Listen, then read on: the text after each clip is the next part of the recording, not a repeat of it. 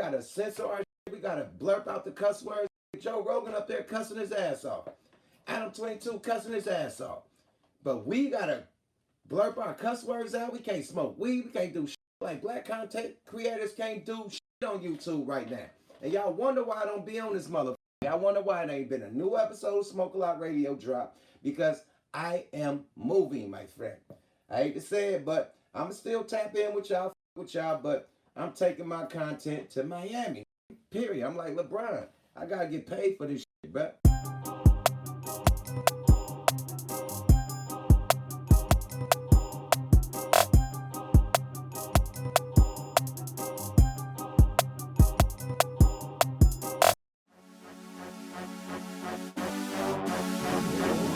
It's time for the summer, baby.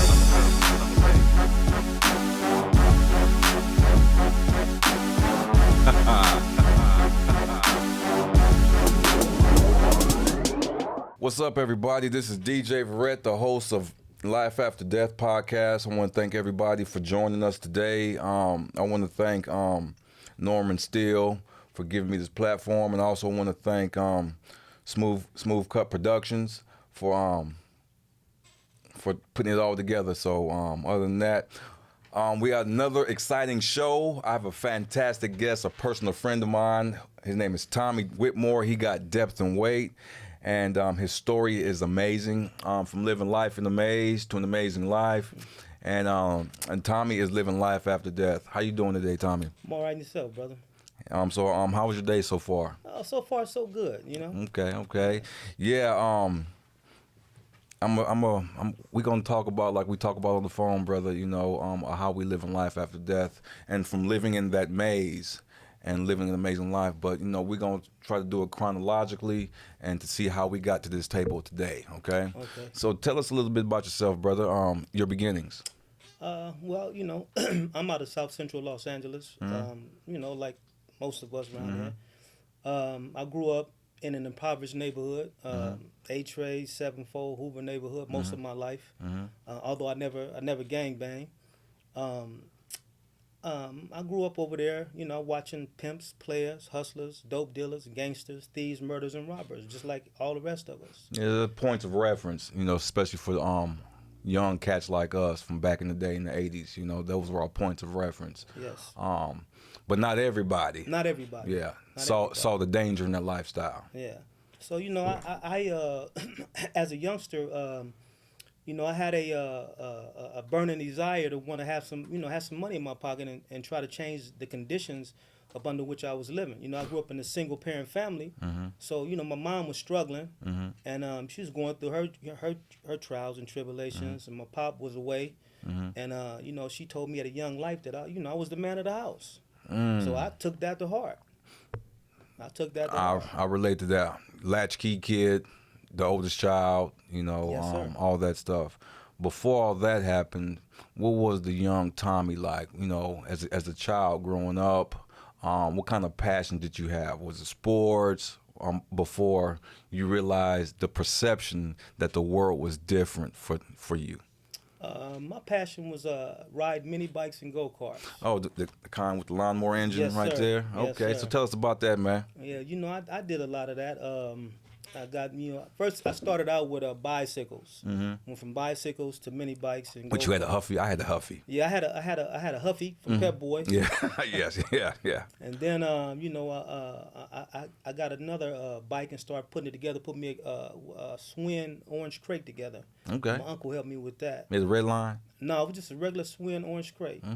And we put that together, and it came out pretty nice. And then it turned into a show bike, and then from there, ended up getting stolen. And after that, I went on mini bikes and go-karts after that. But you know, that cost a little bit of money, so I had to hustle. Yeah. You know what I'm saying? What about them bicycles of riding them wheelies up the street? Because when we was kids, you know, that street right there, Yes, sir. who can ride the wheelie all the way down? To the corner. Yes, sir. You got to do it on Beach Cruiser too. Yes, sir. No, Remember that? I did it on the regular little, before the Beach Cruisers came out, you know, they had the regular little, the Huffy bikes that we was talking about. Huffies, yeah. Yeah. Star rims and stuff like Yes, that. Sir.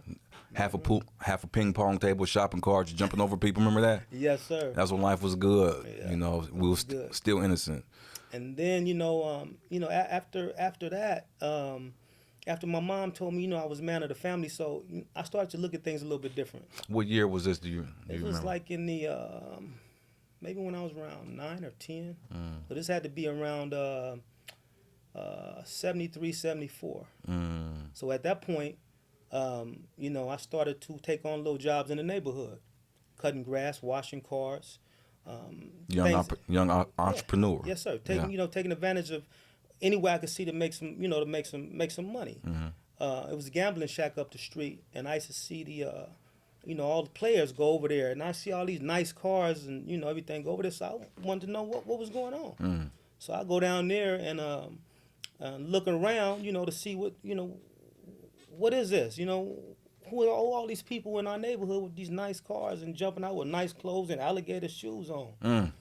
So I seen that, and I went over there and just started hanging around the older guys, and they'd run me off, and I'd come back. And you was attracted to it. Yeah, I was attracted to them, so I just kept coming back. So they started sending me on little errands. Run up to the store, man, get us something from the store. And they give me a few dollars for that. Pretty soon I was washing their cars. I was doing little things like that to make a little money. And then, I was able to, make a little change where I could buy some cereal and milk so me and my sister could have breakfast in the morning. And how old were you again? About 10. About 10. About 10, yeah. I was about 10 years old. And so from that point, I saw that, okay, it's a way to, to get the things that you want out of life, but you gotta get out, you gotta get out there and get active. You gotta hustle. So that's what I did. I just kept hustling. And a lot of times when I couldn't, make money doing that, I would get up early in the morning before the rest of my friends, and I would go hit all the trash cans in the neighborhood. Paper route? You had a paper route too? No, I didn't have a paper route. What I would do is I would go get the 7-Up, Coke, Pepsi, all the bottles. The bottles. The big Mother Pride bottles. Crush, all of them, and take them to the store, cash them in and get some cereal and milk so me and my sister could have something to eat in the morning. I did those types of things until I found a little job. It was a gardener a street over, and he needed, some help in the summertime. So I asked him would he hire me. He said, yeah. So in the summertime, I would work for him.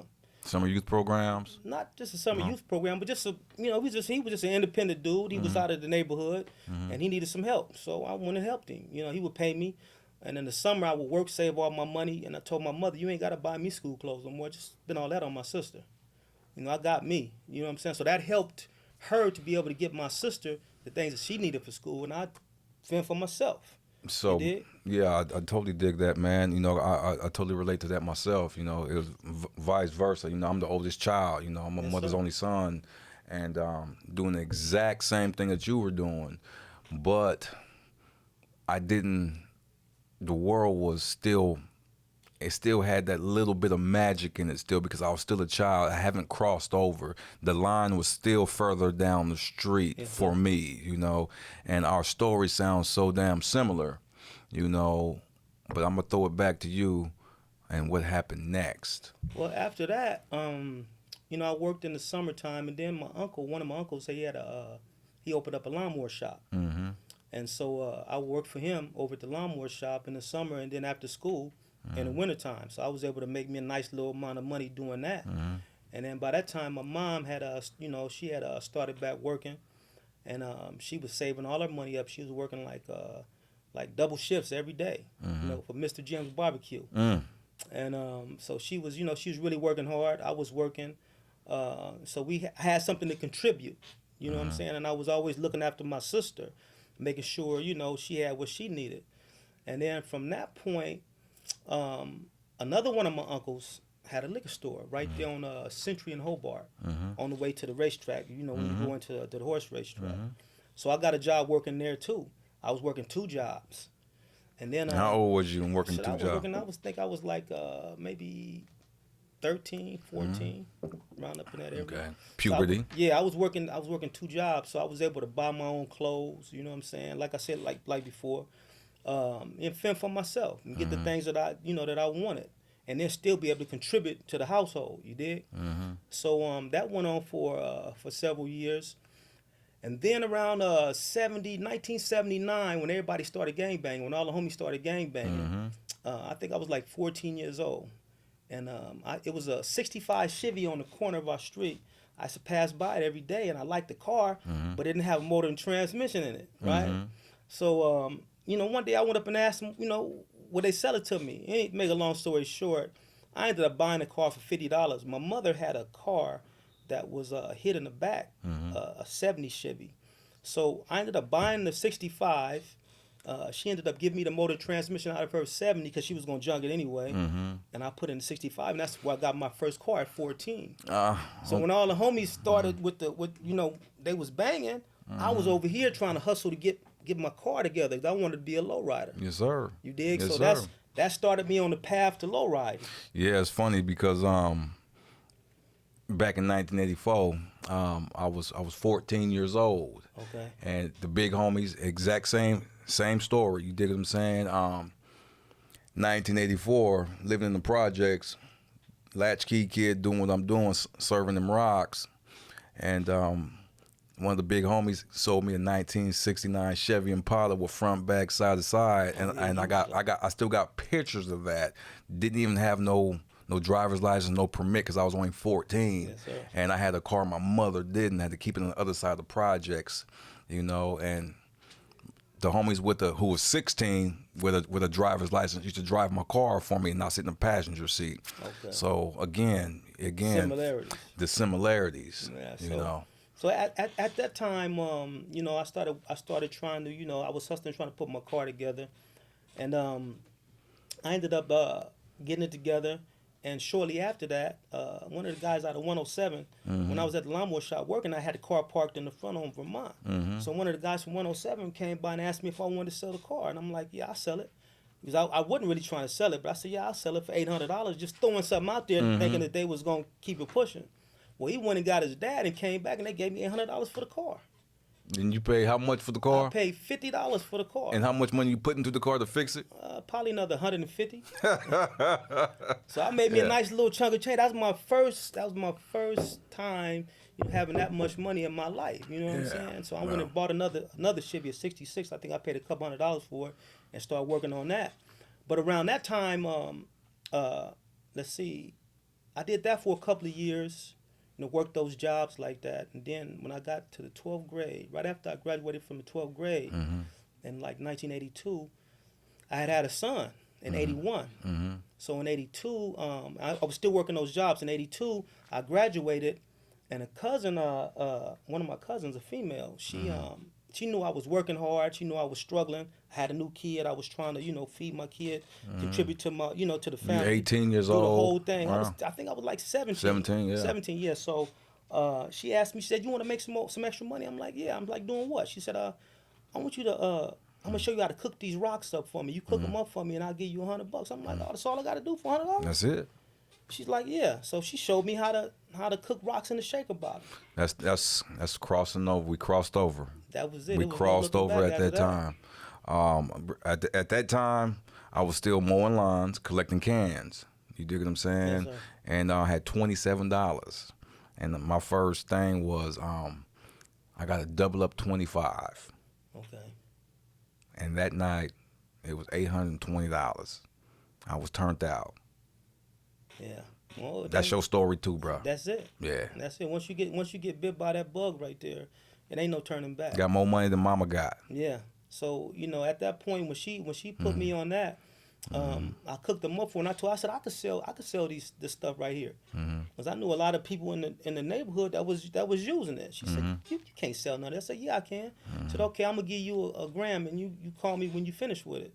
So she told me how to cut it up. I cut it up. I took the gram, cut it in 4 pieces. Like she said, each piece is $50, so that's $200.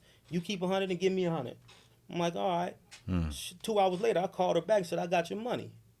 So from that point, she gave me what is called an 8-track. Back then, it was like 3.5 grams. 3.5 grams, called one shots. Yeah. So she gave me the 3.5 grams. It took me like 2 days. I sold that, and she couldn't believe it. So after a couple of weeks, she couldn't keep up with my little thing. So I had to start searching for alternative ways to be able to serve my customers.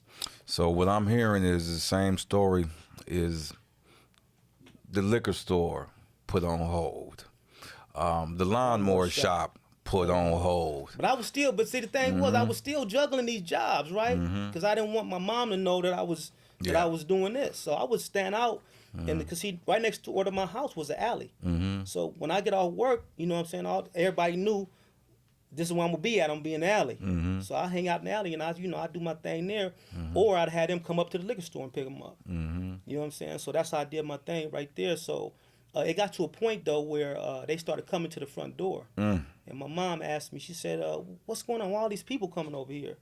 So I told her. I said, I just went ahead and told her. I kept it real with her, and she said, "Okay, well look, you can't do that here because the police will come kick the door in and take the house from us, and you know how I work to do this right here. So we got to find you a place." So she ended up finding me a place over here on 83rd between Hoover and Vermont.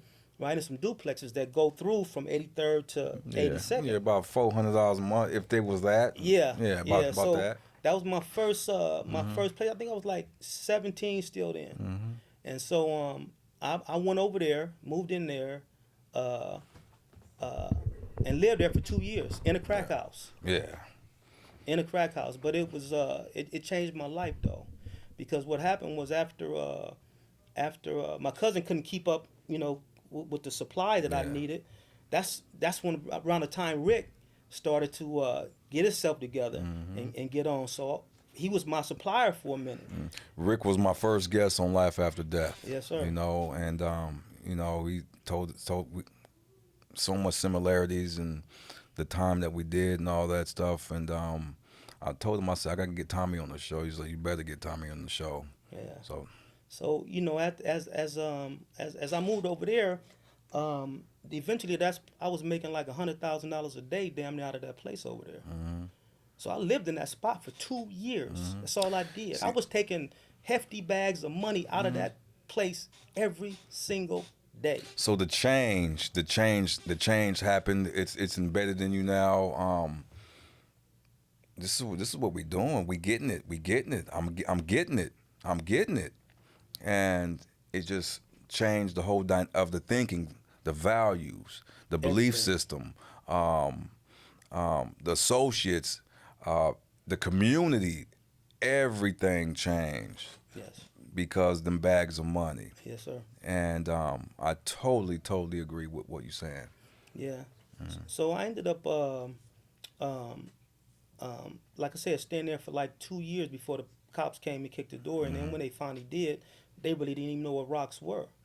You know, somebody just told them cocaine was being sold out of there. Yeah, they thinking powder. Yeah. So, but when I came up out of there, I had almost $7 million in cash.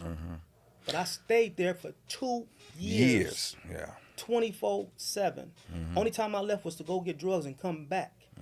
That was it. That's it. You know, the kids, you know, make sure they're taken care of. But the thing was this. See, it propelled me to another level because I kept searching for suppliers. I couldn't find people that could keep up. So eventually I got in touch with I found a Mexican guy. And he was supplying me, but he wanted me to sell kilo quantities. I wasn't into the kilo quantity thing at that time. So, you know, I would come and get I would come and get 4 or 5 keys from him every week. And, you know, I pay for them and he'd give them to me and I go and I cook them up and fast as I can get it cooked up, it was gone. So what I started doing after that was, it was so much so fast. 17, 18 years old, you don't know what to do with that kind of money. A lot of these. So the money was just it was so fast that I didn't have time to develop socially to be able to manage the type of revenue that was coming in. You know what I'm saying? I was just taking the money and putting it up. You know what I'm saying?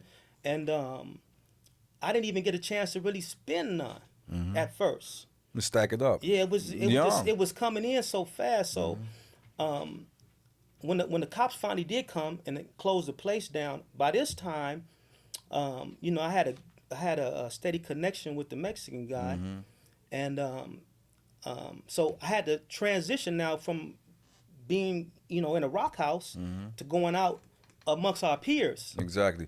Let's hold that thought right there. Now let's talk about time has passed now. You got the property, the prestige, got all that right now. Ain't got, you know, the power, the property, and the prestige. Now, What does Los Angeles look like now at this time? It's transitioning. Let's talk about that for a brief moment. It's transitioning now. We seeing, the brothers that were just banging and doing that. Now you got the brothers that's gang banging, and they selling dope together. So now they got money. So now it's an influx of guns coming in. So now the whole dynamic of the gang thing changes too. You see, because before it wasn't a lot of guns like it was prior to like 1984, 83, 84. Around that time, that's when the influx of guns started coming into the community, and the violence increased. You know, 80s was very, very dangerous, especially in the beginning of Yes, the rock epidemic. yes, sir. So now life is changing. You got this money, you got this power, this prestige. Kids are taken care of, moms are straight, everything is going. But deep down. Well, deep down, the values that my mother and my grandmother instilled in me, and the other people in my life, my aunts, my uncles, the other people and my pops, the other people that contributed to raising me, those values got lost. They got submerged by and overcome by this new lifestyle that I was taking on, and things were changing so fast. So when I came up out of the crack house, the first thing I did now, because I didn't know what to do with all this time that I had, so I started buying shit. I was 19 years old when I bought my first Rolls Royce at 19. I went down to Gigi's on 6th and Hill and bought the biggest medallion that he made. Yeah, tell them the story about the Ferrari. They're gonna laugh about that one. Tell them that story. Tell them that story about the Ferrari. I bought when the Ferrari Testarossa first came out. And what year was this, Tommy? It was 1980, into 84, and 85. And how old was you, Tommy? I was 19, 20 years old. Was you a rapper back then, Tommy? No, sir. All right, so you bought 1989. You're not a rapper. 1985. 1985. You're not a rapper. 19 years old. You already got a Rolls Royce already, and now he getting ready to buy the first year Ferrari, the Ferrari Testarossa. What happened that day, bro? Okay, well, let's blow their minds. Let's backtrack a little bit. Before I got the Ferrari Testarossa, I bought a convertible Ferrari called a Mondial. A what? A Mondial. Ah, pronounce that, damn it. Mondial. I bought a convertible. Yeah. So I had that for about 6 months. But then they came out with the Testarossa, which was a V12. I mean, a straight 12. So I said, well, no, I got to have that. 'Cause I got to be able to be the fastest on the block. Yeah. Yeah. So nobody else had one. Nobody else had a Mondial either. But when I got the Testarossa, that just killed the whole game. I came through, I pulled up to the car wash, everybody surrounded the car like I was the president. It's the property, that's that prestige right there. Yeah, I had it for about a week, and I was on the 91 freeway going eastbound, racing with a friend of mine. I bought him a 930 Porsche slant nose. We were racing, and I was behind him, and I was trying to come around so I can pass him, but the guy in front of him slammed on brakes for some reason. Well, his car went up, because it was slope nose, it went up under the guy's car, flipped it over, and I turned, trying to get away from the accident, but a Ferrari Testarossa is wide as the entire lane, the back of it is. So when I swerved towards the center divider, my quarter panel hit the center divider, and the car spun out, and I hit 7 cars and totaled out the car. And what happened after that, Tommy? I went back next week and bought another one.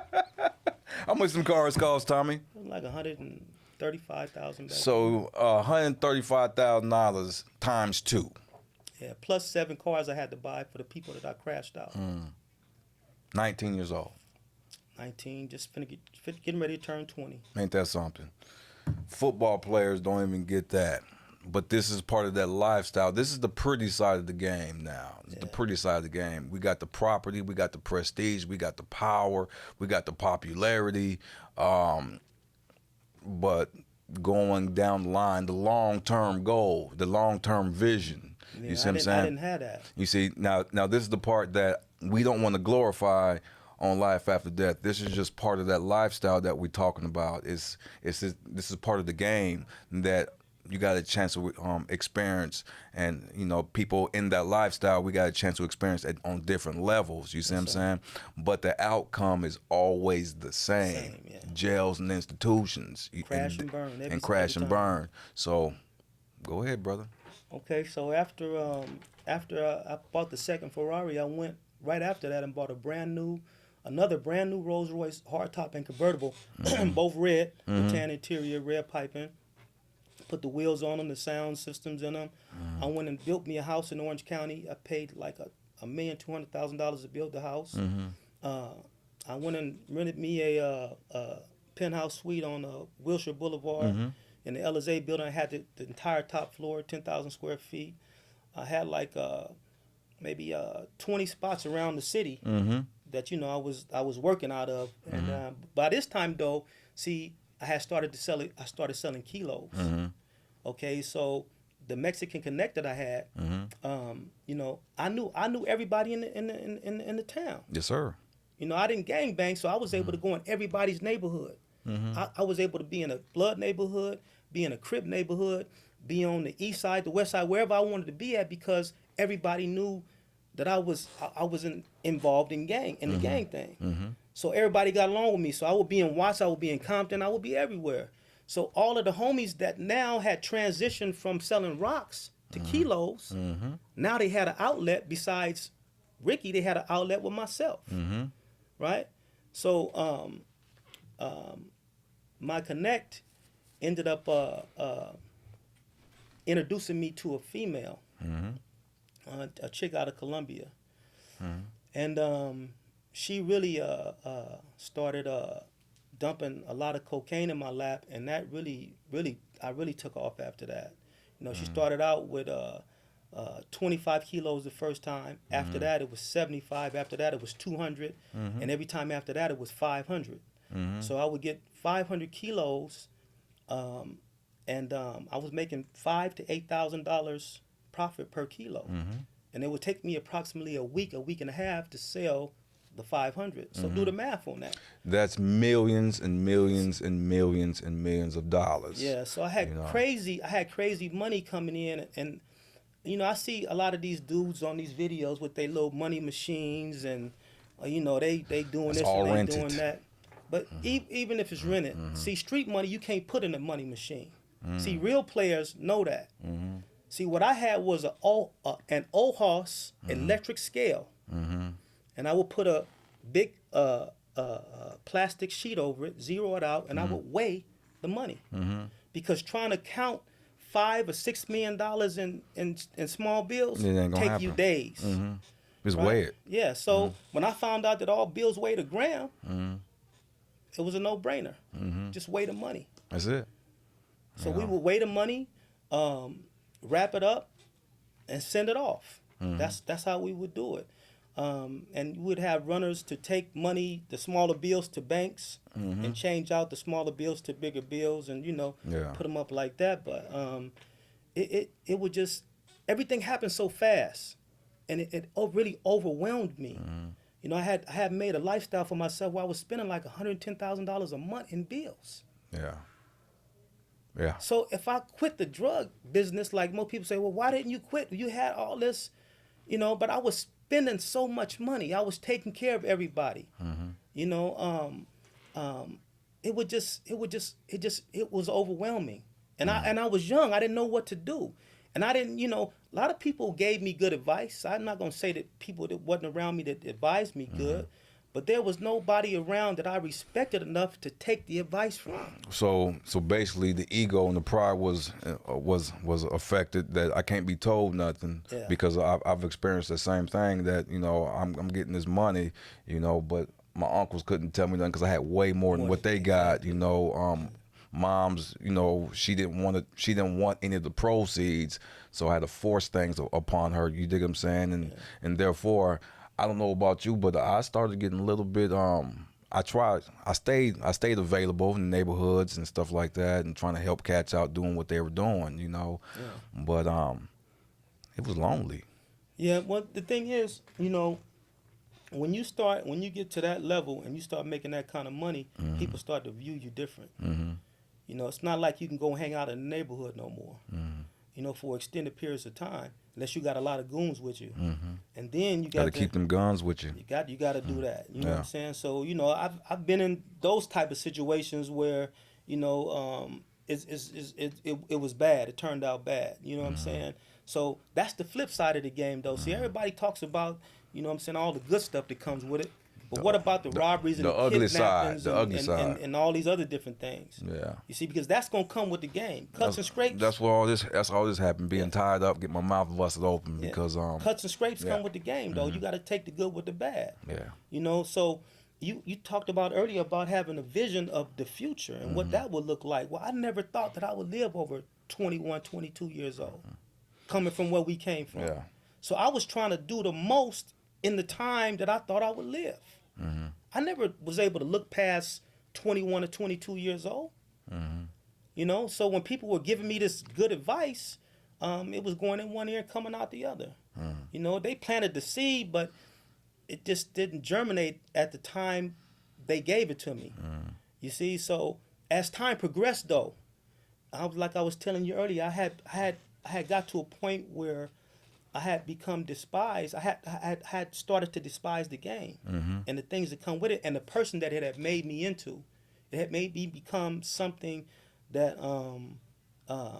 that I didn't even recognize. It's not you're not living the life your soul intends you to live. No. You know, you live in the mind that the game created. Yeah. Living the life the game created. Yeah. And what a lot of people don't understand is when you make these lifestyles, when you get into a position where you are spending an exorbitant amount of money every month to sustain your lifestyle, you know, you become a slave to that. Because see, this lifestyle now is your persona. It's who you are. Little Tommy Ghost. Yeah, it's who Junior. It's who people expect you to be. Wow. So now that you've made this lifestyle for yourself, you can't. It's not easy to just change that and just give it all up. You know, because you still want to be Ghost. Yes. I still wanted to be Young Tom or Little Tommy. You see, by the way, Freeway Rick gave me that name. I know. Yeah, we talked about that. He's the first one to start calling me Young Tommy. Yeah. Yeah, now I hear all these rappers out here now, young this, lil that, and young this. Where did all that come from? It come from. See, back in the day, it wasn't no 19-year-old guys jumping out of Rolls Royces with medallions this big and big gold and diamond rings on with no shirt on. Now them dudes with record deals right now. Yeah. Them the only dudes with record deals right now. They're jumping back out. then, at 19 years old, I was up in Caesar's Palace for all the major fights, sitting on the front row with the big mink coats on and my crew with me. Yeah. You know, all that stuff. But see, it's a price to pay for that. And we're gonna talk about that price. Yeah, price so now life appears on the outside to look good, maybe deteriorating on the inside, because that's how I felt like what am I doing? You know, but I knew nothing else because I became good at it, you know. Yeah. But then the hammer fell. Yeah. You talk about that. Yeah, you know, the people always say, they talk about you know, those of us who come out these urban cities and these urban areas, you know, like we animals, right? Because we're trying to change the reality of our condition. You know, they say that, you know, we're sick people because we sold dope and we robbed or we did whatever we did. But what's sick is living in a rat-infested ghetto and not trying to do nothing to change the reality of that condition. You know, I looked at, just like the rest of these guys look at the opportunity that we had as a way to escape that. It was an opportunity. It was, yeah. That's how most of us looked at it. Yeah. Not everybody, but a lot of us. Yeah, and so, you know, with that being said, fast forward into August 17th, 1990. We had 110 cops descend on myself and the rest of my co-defendants. I had like 32 places in L.A. in Los Angeles County that they raided. They looked for drugs and guns and money, and they didn't really find any of that. They found a couple of registered guns that co-defendants had, but you know, they didn't find any drugs or any money. And then from that point on, that really changed everything. You know, like I was telling you before, I had got to a point where I grew to despise the game, and what it represented. Because I was able to, my eyes were coming open a little bit. You know, I was listening to a lot of the videos. Back then it was VHS, was it? VHS, yeah. VHS videos with Minister Farrakhan. Yeah, that's when we used to have Select TV, On TV, Yeah. Minister Farrakhan. Yeah, and so Nation, I had started listening to Minister Farrakhan, and my eyes had started to come open a little bit. That's when he came to the LA Coliseum, I believe. Yeah, it was just I had got like a lot of videotapes of him, and I would listen to his videotapes and watch. So my eyes started to become open, and I wanted to change, but I didn't know what to do to make the change, to make the transition. You know what I'm saying? I wanted to give up the game and do something else, and you know, and go a different direction, but I just didn't know what to do. Especially because it's so entrenched, the responsibility of having these bills, people depending on me to eat, but then I'm conflicted of what I'm doing because I can drive around in these nice vehicles, and I'm looking around and saying, damn, I'm looking around the neighborhoods and different neighborhoods, and I can go to every neighborhood and look around and see the exact same thing, that I'm a part of this destruction, but I'm justifying my behavior, my values, and my beliefs because this is who I believe I am, and I know nothing different, and I'm good at it. Yeah. So what do I do now? So basically, it's like, this is how I look at it, homie. I look at it like this. I want to stop, but I don't have the power to stop. Yeah. So there had to be a power greater than myself to stop me, which I didn't want. How I want to stop was like, okay, I'm gonna give it up. You dig what I'm saying? Yeah. But it seems like the universe, the higher power, said, I'm gonna use a different way to stop you because you don't know how to stop yourself. On February 6, 1990, that higher power came in the U.S. government for me. How about you? As I was telling you, you know, Minister Farrakhan introduced a totally new idea to me. And when he did that, you know, I started to try to transition, but I didn't trust anybody enough to help me in that transition, because I had loaned money to so many people, you know, people that I've grown up with, you know, that my peers, their mothers and fathers losing their homes. Here, $40,000-$50,000. Pay your bills, you don't owe me nothing, or you pay me back later, and I never get a dime back. People losing their cars, people needed whatever they needed. I was doing that, so I lost a lot of money like that. You know, trying to invest in different business ventures and stuff like that. You know, with so-called family members and close friends. You know, they beat me. Okay, but what was I gonna do? Go and kill them? You know, I'm raised with your kid. What I'm do? Go kill his mother and father? You know, I can't do that. Yeah. So that being said, I didn't trust anybody enough to help me transition. There was nobody that I could go to say, look, man, I want to stop this, and I want to invest this to help me get me over here. It was nobody there for me to do that with. You know, the one person that I had that could have helped me didn't want to get involved. So I ended up continuing on. And then August 17, 1990, it came to an abrupt halt. But it was like, you know, and I'm going to say this, and it might sound strange to a lot of people, but it was like a relief. It was like a big weight lifted up off my shoulders. Now, all of the responsibility that I had up to that point was removed. But not completely, because while I was in MDC, you know, preparing for trial, you know, I was still taking care of everybody. And you know, I was calling home every day, calling my mom every day, saying, "Look, make sure so and so got this. Make sure so and so got this. My kid's mother over here got this. My kid's mother over here got this." She said, "Look, stop." She said, "What you need to do right now is worry about getting yourself out of there." She said, "All of us out of here, we gonna make it. We gonna take care of ourselves. Your kids ain't gonna starve. Their mamas ain't gonna let them starve. Yeah, everybody. You need to stop trying to take care of everybody and take care of yourself."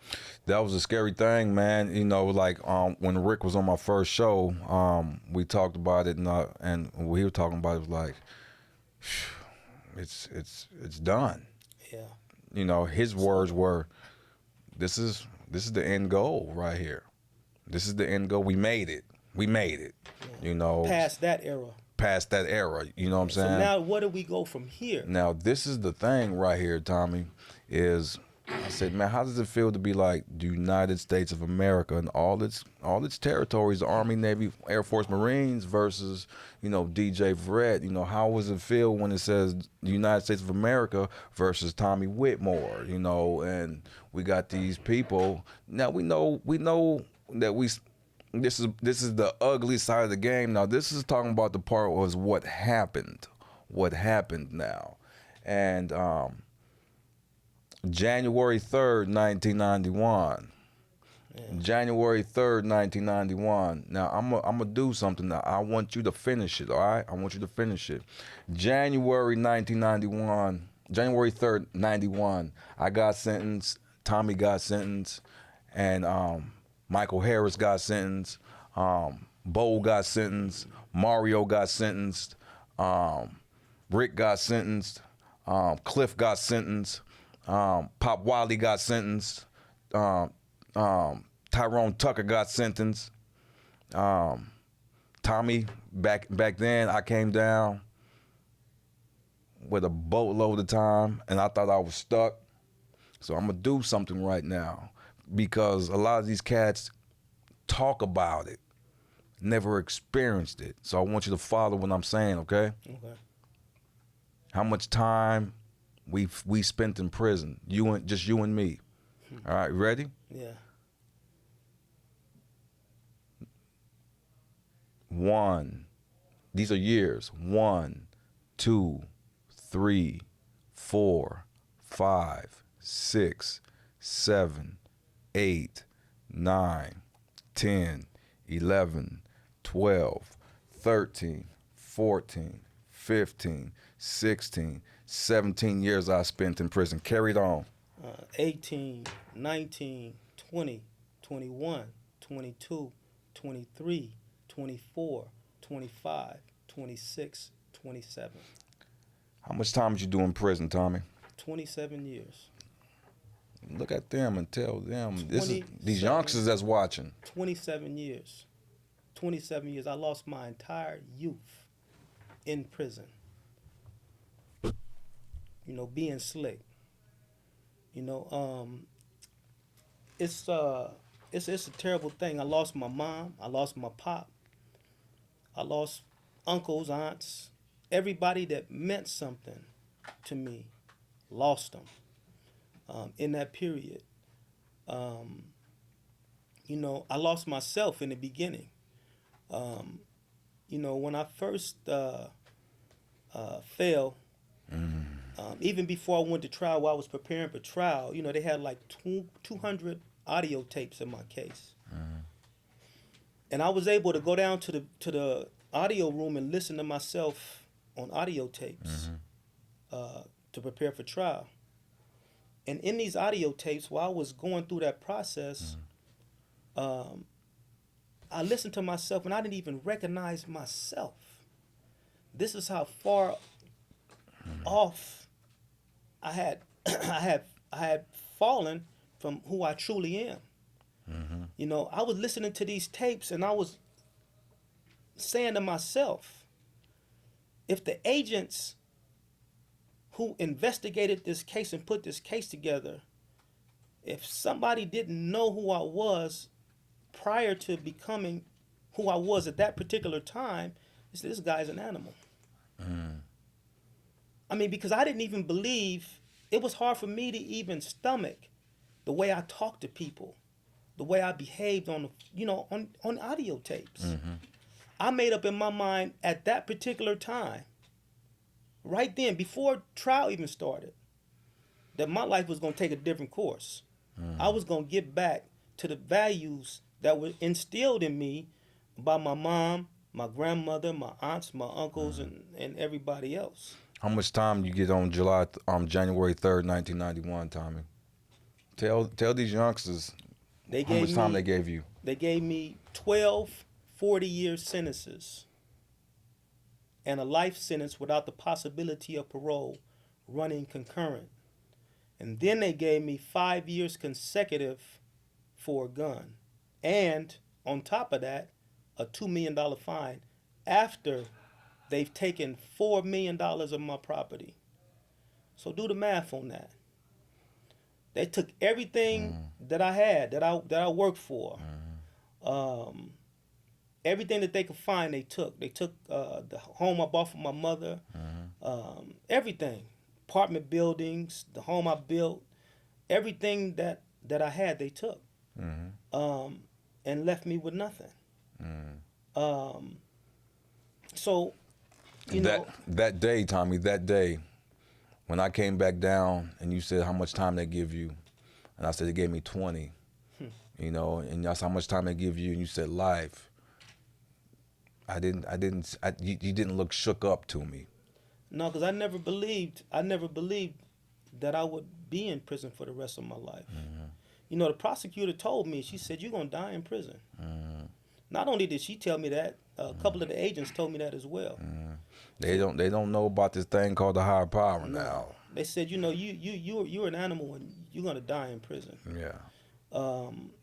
So, you know, they had thrown dirt on my chest. You know, who comes back from 12, 40-year sentences? Can you and a life sentence without the possibility of parole? Tell these youngsters out here and our viewers, man, with that computation sheet, with that PSI say on that, it says release date on that thing. No release date. It says no release date. No release date. So tell us what happened now. Tell us what happened during this prison. Okay, go ahead. Before we get to that part, you know, I want to say this. A lot of guys got those sentences and they broke. They broke with 30-year sentences. They broke. They went through the district court system, and the federal district court system broke these guys' spirits. And now they're fine with being in prison and being a prison orderly, mopping prison floors, go out to the rec yard playing dominoes, checkers, and chess all day. Different weights than 4 plates. Yeah, and all of that. Yeah. You know what I'm saying? All of that stuff that don't matter. You know, because their spirits have been broken, you know, and I don't blame the brothers for that, you know what I'm saying? Because we never should have had to undergo that kind of oppression. You know, it was a white guy that was an airplane pilot that got caught with 300 kilos, bringing them from Mexico to America, and he was facing 15 years. They didn't catch me with anything and gave me 12 40-year sentences and a life sentence without the possibility of parole. Systemic racism. You know, so, you know, I don't blame the brothers for you know, dealing with or coping with that time the way they coping with it. You know, I blame the system for doing that to us the way they did it, because it shouldn't have been that way. You know, and then later on, the Congress, the Supreme Court, and the district courts came together and said these sentences were disproportionate. They are wrong. These guys never should have got this kind of time. But we'd already did 25, 26, 27 years. So what happened after that? You kept fighting, brother. You kept fighting. You kept fighting. You stayed in that law library. You know, but the thing about that is this right here, right? A lot of black people think Bill Clinton was, you know, the second coming of Jesus. No, he was not. He was one of the worst presidents we ever had when it comes to the war on drugs. The war on drugs and giving guys like myself who had these illegal sentences an opportunity to get back into the court system when the laws did change.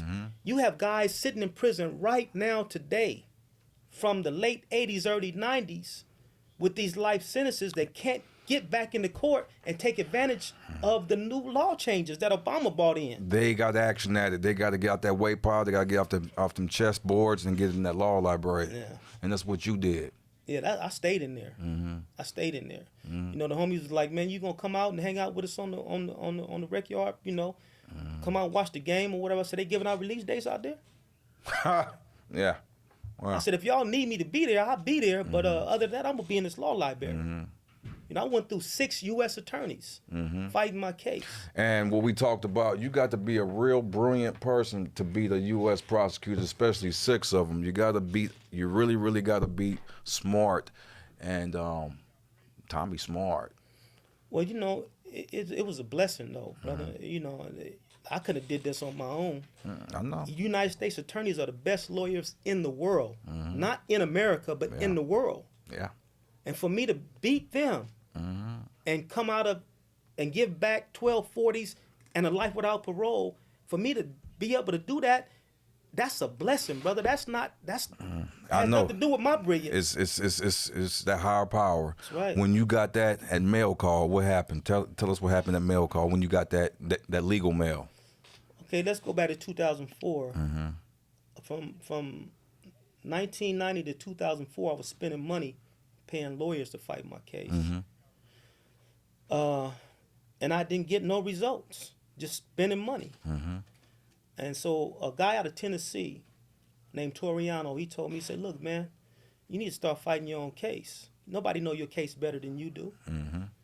He said, these people they go home and screw their wives at night, play with their children, go out on the weekend camping trips. Your case is sitting up in their office. Say, but you got all this time right here, 23 hours, 56 minutes, and 46 seconds of each and every day to work on your case and to try to get your liberation. He say, be dedicated to your case like you dedicated to this weight pile. Oh, he hit me in the head with that. You need, yes, He yes, hit sir. me in the head with that. And he didn't just stop right there. He kept on me. I got mad at the brother for him being on me so hard. But now I love that he did that. That's that point of reference you was always looking for. Yeah, because I went in there and I started working on my case, and I kept getting told no from 2004 to 2010, and I finally got a break. And what year you get that break? 2010, I got a break. But then when I did beat them in the court, the court didn't want to write an opinion because they didn't want other inmates. Open that door. They didn't open that door. Yeah, they didn't want the door to open for other inmates. So they let my stuff sit there for years. So I ended up having to go to the appellate court and ask them to force the district court to make a ruling on my motion that the prosecutor conceded to. Okay, well the appellate court denied my motion because they didn't want to write an opinion. Open that door. Because it would have been set precedents. So what they did was they called the district court and told the district court, the same day they denied my motion, they called the district court and told the district court, answer the man's motion. So when they answered the motion, I filed a notice of appeal and opened up my case all over again. That's how I ended up getting back in the court. So what I did was, because I knew that if I continued to go pro se, that they would continue to string me along for years and years and years, and I would never get the relief. I'll never get the relief I'm seeking, right? So what I did was, because I'm back on direct appeal again, I have the rights to have a counsel, right? So I requested a counsel. They appointed me a guy, but I already had all my stuff done. And when he came on my case, he argued with me for about 2 hours, asking me, why are you trying to appeal something that you won? I said, the point is not to appeal the motion that I won. The point is to get my entire case reopened. He said, you can't do that. Yeah. I said, well, according to Magwood versus Patterson, United States Supreme Court 2010, I can. Yeah.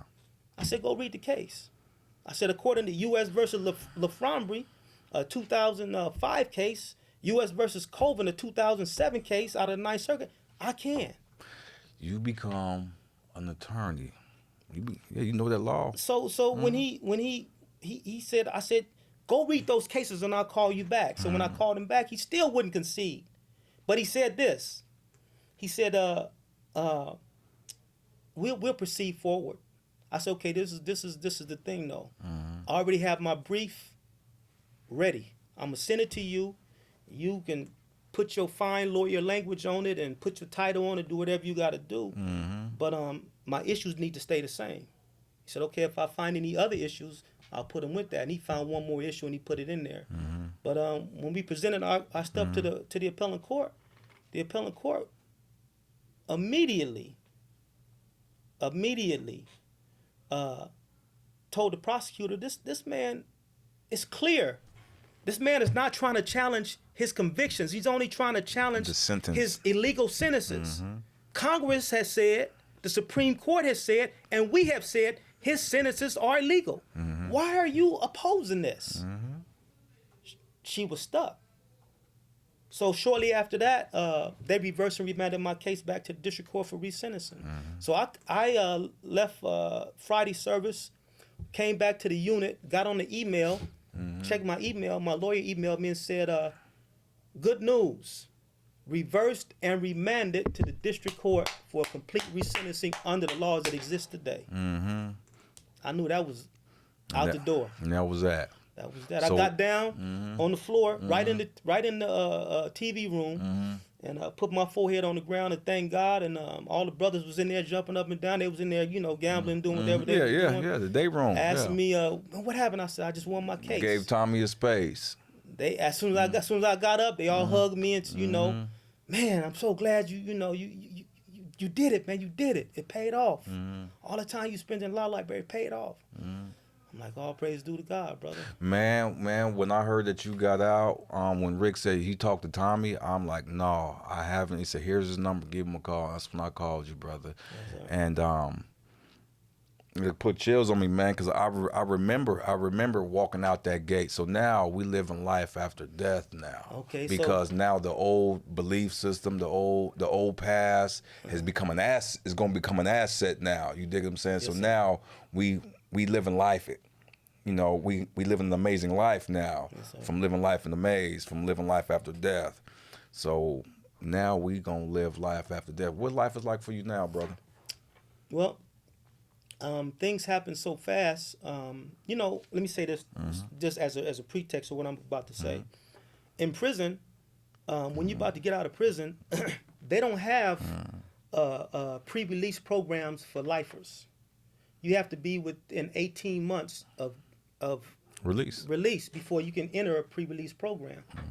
Okay, so there was no pre-release program for guys like me who won their cases and went back to court. We didn't get time to prepare, right?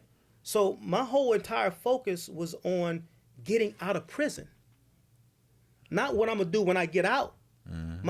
All my energy and effort was spent on getting out. I always said, okay, I can figure out what I'm gonna do after I win this case, but right now I have to beat this case, right? So when that happened, I immediately went into the laser focus of what am I gonna do when you get out when of I jail. get out of jail. Yes, sir.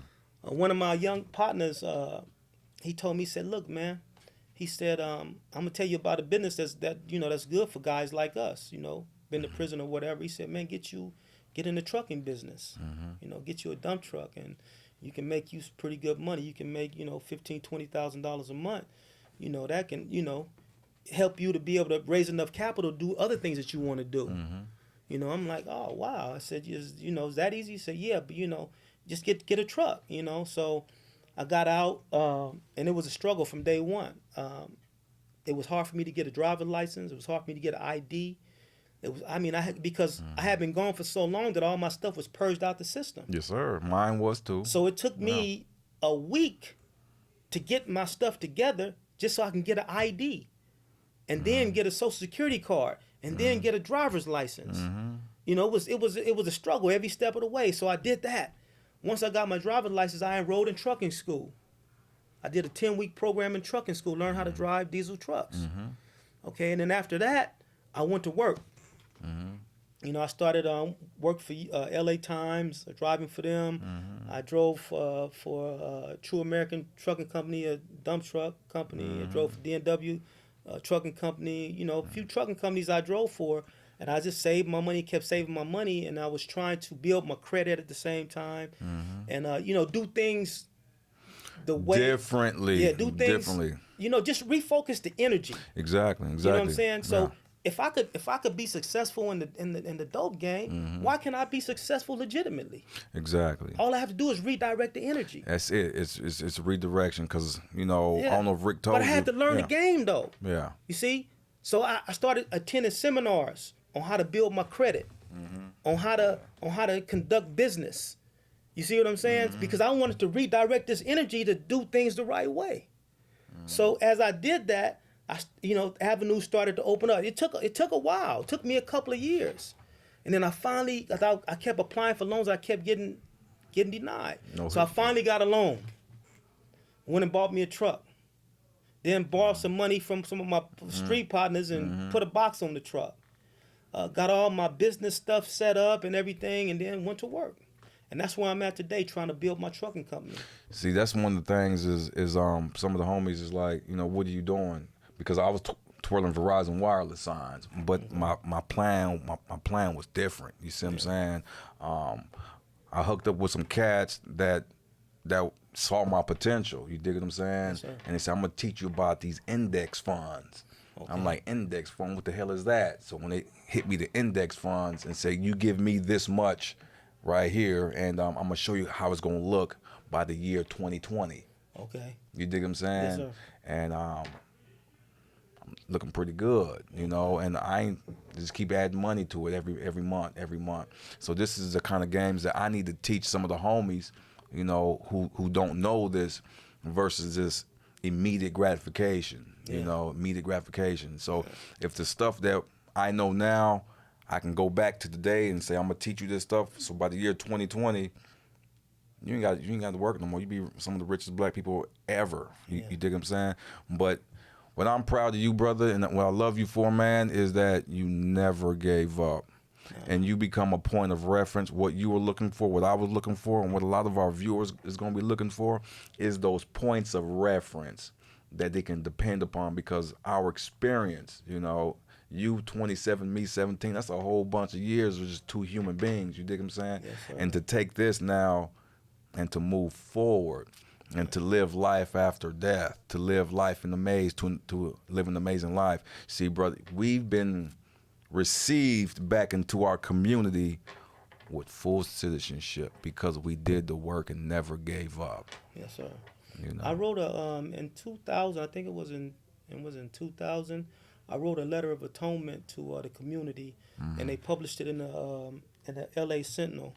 And I was, basically apologizing to the community for the havoc that I raised in the community. And I got a lot of feedback from the community. People, firemen, police officers, just common folk would just write me back while I was in prison, and they were saying, we really like the transition that you've made, and you have an amazing story, and keep up the good work, And I even had some contacts, but the warden at the institution, I was in Phoenix, wouldn't allow them to come there and interview me. But yeah, brother, I wanted to let a lot of these younger brothers know that might be thinking about getting in the game or in the game or whatever, that that the end game to that is always going to turn out. It's always going to be bad. Yeah. It's always going to be bad. You know what I'm saying? So, take that energy and redirect it. If you can possibly find somebody to help you redirect that energy to do something else, you could be just as successful doing something else as you can doing that. You know what I'm saying? Just a redirection of the energy, brother. Yeah, the funny thing about it was I was getting ready to, not too long ago, I was getting ready to write my prosecutor, Jeffrey W. Johnson, and send him a picture of what my life is like now. You dig what I'm saying? Me and my family, and say, I know you had to do what you had to do, but this is what my life is like now. So I Googled him, and come to find out that he became an appellate judge, from a prosecutor to a district judge to an appellate judge. Okay. And I'm looking at it, and last month, June 2nd, my former prosecutor, Jeffrey W. Johnson, 9th Circuit Court of Appeals, appellant judge, has been removed and convicted of sexual harassment and sexual assault. Wow. And I'm telling my girl, I'm like, look at this right here, 20 women, my letter of atonement. Yeah, you had to do what you had to do, but this is what my life is like. I was going to thank him, because I don't know if I was rescued.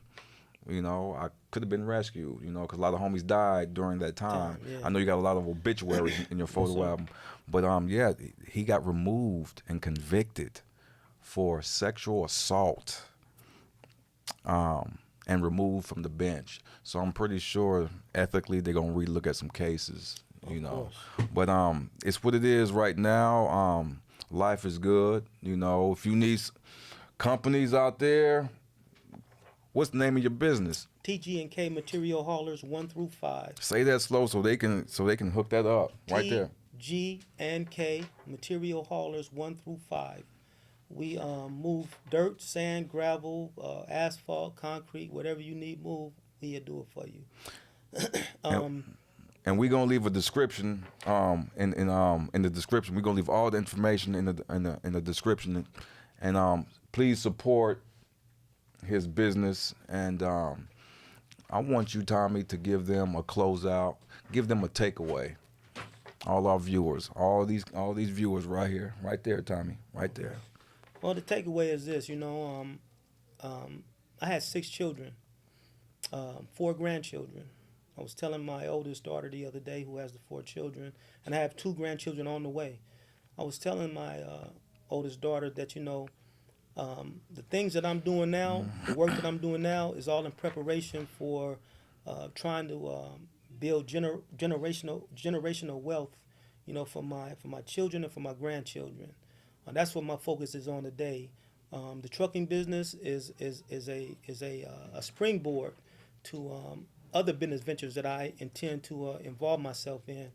And for all you young cats out there, you know, guys and girls, you know, if you're thinking about, you know, or if you're already into that lifestyle, you know, I would ask you to just think about some of the things that have been said today, and really consider them, and try your best to try to redirect that energy to do something else with your time and your life, because that path right there only leads to destruction. And I know, you know, just like I thought I was smarter than all the guys that came before me, you guys think that you're smarter than all the guys that came before you. And some of you guys are not going to listen to what's being said, and some of you are. But please consider what is being said. And thank you. Well, I want to thank everybody for listening and viewing. So check it out. Make sure you guys support Tommy in his business. I want to thank Digital Soapbox Network for hosting us. And I want to thank Smooth Productions for allowing us to be a part of this. And if you want to, actually, we're going to talk about, you're going to have to write a book, brother. We're going to have to write a book. You want to check me out and check out my book, Life in the Maze, Amazing Life, go to www.mrdjverrett.com. MrDJVerrett.com. Go pick up Life in the Maze, An Amazing Life. Again, I want to thank everybody for sitting back, watching and viewing, and leave a comment. Appreciate. You guys have a blessed day. Thank you, Tommy, for joining me on Life After Death. Thank you, brother, for giving me the opportunity, and thank you to staff members as well. Thank all the listening audience. That's right. Peace. See you next week.